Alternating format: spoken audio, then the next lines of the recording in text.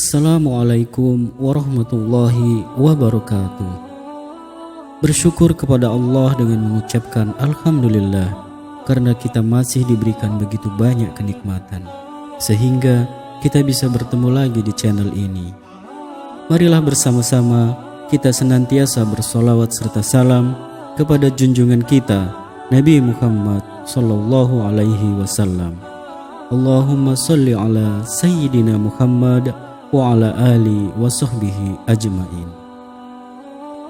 Sahabat teladan Firdaus, mudah-mudahan kita semua dilapangkan rezekinya oleh Allah, dimudahkan segala urusan, dikaruniakan kesehatan sekeluarga besar, dijauhkan dari musibah, diampuni dosa-dosanya, dan selalu dalam lindungan Allah Subhanahu wa ta'ala. Amin ya rabbal alamin. Sahabat teladan Firdaus yang dicintai Allah, memasuki alam kubur merupakan fase pertama setelah seseorang mengalami kematian. Sebuah alam baru yang disebut alam barzah dan dianggap paling menakutkan saat pertama kali bangun atau sadar bahkan kita telah mati. Seseorang yang sudah mati akan merasa tidak percaya jika ia sudah meninggalkan alam fana dan serasa bermimpi ketika di alam kubur. Digambarkan jika seseorang yang baru 1 hari meninggal seperti mengalami mimpi jika dia belum mati, tetapi sebenarnya sudah memasuki alam barzah. Disebutkan ketika seseorang yang mengalami kematian dan kemudian memasuki alam kubur, maka pertama yang akan datang adalah malaikat mungkar dan nakir. Kedatangan malaikat mungkar dan nakir ini digambarkan cukup menyeramkan bagi mereka yang banyak melakukan maksiat semasa hidupnya, tetapi akan nampak wajah menawan bagi mereka yang semasa hidupnya taat di jalan Allah Subhanahu wa ta'ala. Ketika pertama kali berhadapan dengan manusia di alam kubur, maka 6 pertanyaan yang akan diajukan oleh malaikat mungkar dan nakir. Adapun 6 pertanyaan di alam kubur ini menentukan perjalanan selanjutnya. Apakah dia akan ditempatkan bersama para nabi, ulama, dan umara di surga, atau justru memasuki neraka dan dihisab terlebih dahulu. 6 pertanyaan itu adalah: Man Rabbuka? Siapa Tuhanmu? Ma dinuka? Apa agamamu? Man Nabiyuka? Siapa nabimu? Ma kitabuka? Apa kitabmu?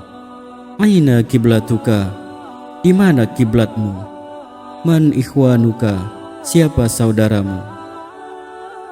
Benarlah demikian, kehidupan alam barzah atau alam kubur banyak disebutkan dalam Al-Quran dan hadis, serta siksa-siksanya yang tanpa ampun bagi mereka yang berdosa, tetapi akan mendapat kelapangan dan ketenangan bagi umat yang beramal soleh. Dan berikut ini adalah hadis Rasulullah Sallallahu Alaihi Wasallam yang menggambarkan perjalanan manusia setelah melewati fase kematian. Maka dalam kubur sudah menanti kehidupan baru dan serba asing.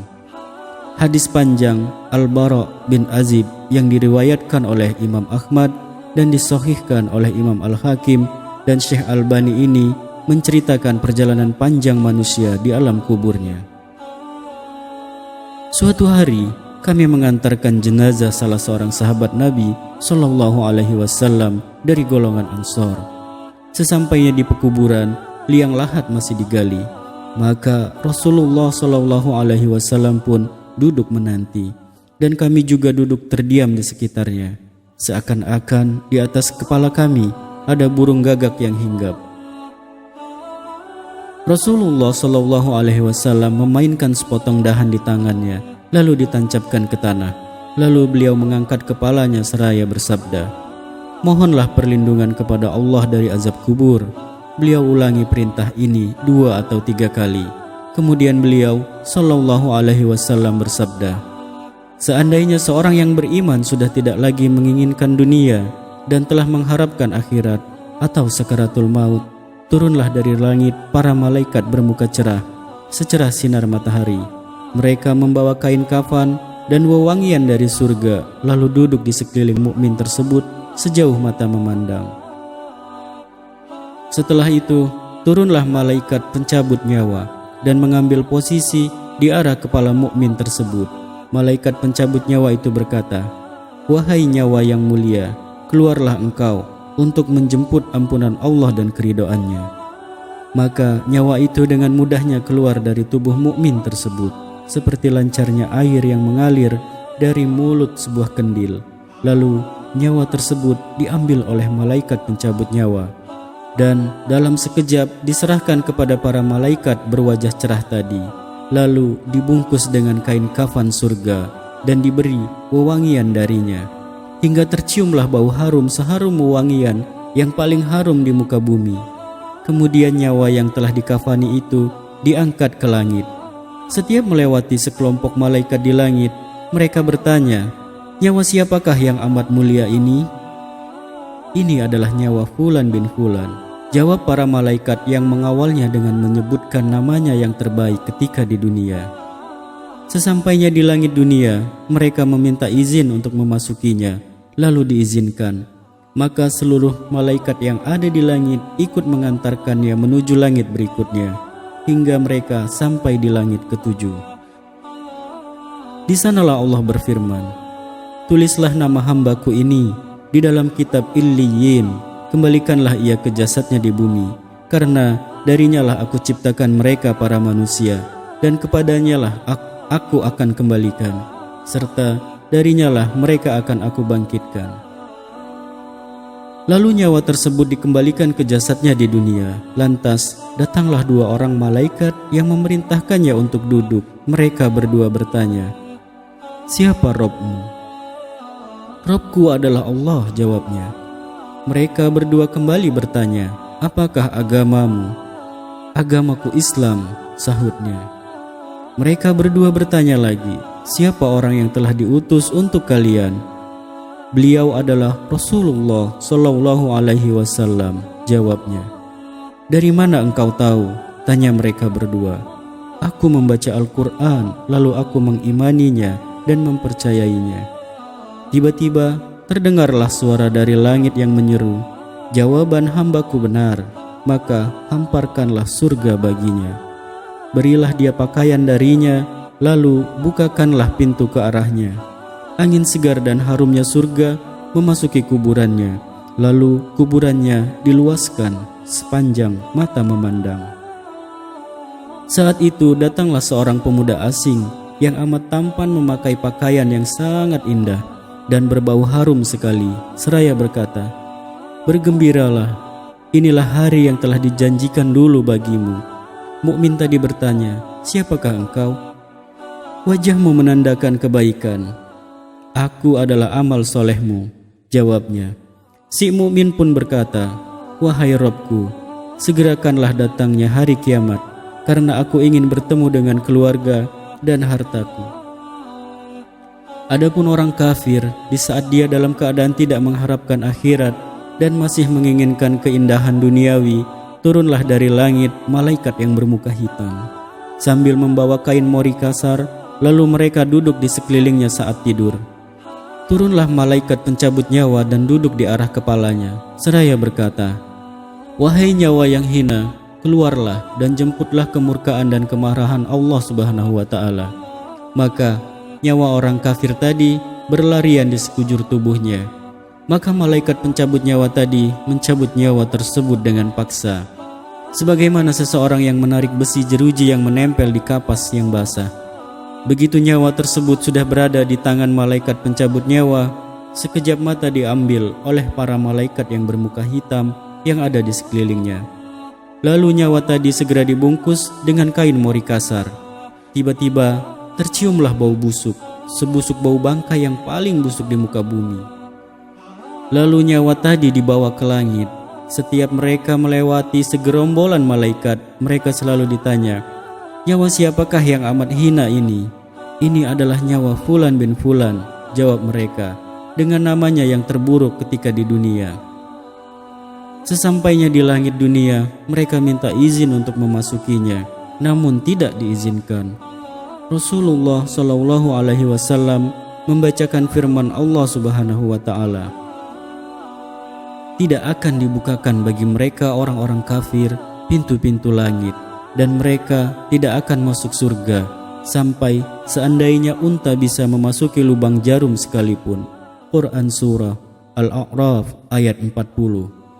Saat itu Allah berfirman, tulislah namanya di dalam sijjin, di bawah bumi, kemudian nyawa itu dicampakkan dengan hina dina.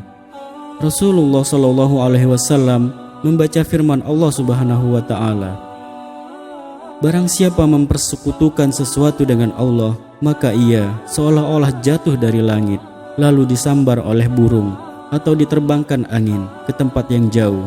Quran Surah Al-Hajj ayat 31. Kemudian nyawa tadi dikembalikan ke jasadnya, hingga datanglah 2 orang malaikat yang mendudukkannya, seraya bertanya, siapakah Rabbmu? Aku tidak tahu, jawabnya. Mereka berdua kembali bertanya, apakah agamamu? Aku tidak tahu, sahutnya. Mereka berdua bertanya lagi, siapakah orang yang telah diutus untuk kalian? Aku tidak tahu, jawabnya. Saat itu terdengar seruan dari langit, hambaku telah berdusta, hamparkan neraka baginya, dan bukakanlah pintu ke arahnya. Maka hawa panas dan bau busuk neraka pun bertiup ke dalam kuburannya. Lalu kuburannya disempitkan oleh Allah, hingga tulang belulangnya pecah dan menancap satu sama lain. Tiba-tiba datanglah seorang yang bermuka amat buruk, memakai pakaian kotor dan berbau sangat busuk, seraya berkata, aku datang membawa kabar buruk untukmu. Hari ini adalah hari yang telah dijanjikan bagimu. Orang kafir itu seraya bertanya, siapakah engkau? Wajahmu menandakan kesialan.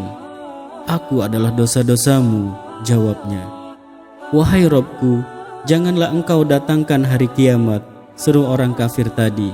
Hadis riwayat Ahmad dalam Al-Musnad dan disahihkan oleh Al-Hakim dalam Al-Mustadrak dan Al-Albani dalam kitab Ahkamul Janaiz. Sahabat teladan Firdaus yang dicintai Allah, itulah gambaran bagaimana kondisi seseorang yang sudah berada di alam kubur. Semua akan ditentukan lewat amal dan perbuatannya semasa hidup di dunia. Tentunya hal ini menjadi pelajaran bagi kita semua agar menjalankan perintah Allah dan menjauhi larangannya. Lantas, bagaimana dan apa yang harus kita lakukan untuk menghadapi kematian? Maka perbanyaklah amal ibadah, bahkan agar terbebas dari siksa alam kubur dan bisa menjawab 6 pertanyaan itu. Selain menjalankan semua perintah dan menjauhi larangan Allah, maka kita harus tetap memanjatkan doa. Berikut ini adalah doa agar terlepas dari siksa alam kubur yang diajarkan Rasulullah sallallahu alaihi wasallam. Allahumma inni a'udzubika min azabil qabri wa min azabin nari jahannam wa min fitnatil mahya wal mamati wa min fitnatil masihid dajjal. Ya Allah, aku berlindung kepadamu dari azab kubur, azab neraka, cobaan hidup dan mati, dan fitnah dajjal yang terhapus dari rahmat Allah. Amin ya rabbal alamin. Sahabat teladan Firdaus yang dicintai Allah, demikianlah penjelasan tentang kisah kemana ruh setelah kematian. Semoga bermanfaat. Maha benar Allah dari segala firman-Nya. Wabillahi taufiq wal hidayah. Wallahu a'lam bishawab. Wassalamualaikum warahmatullahi wabarakatuh.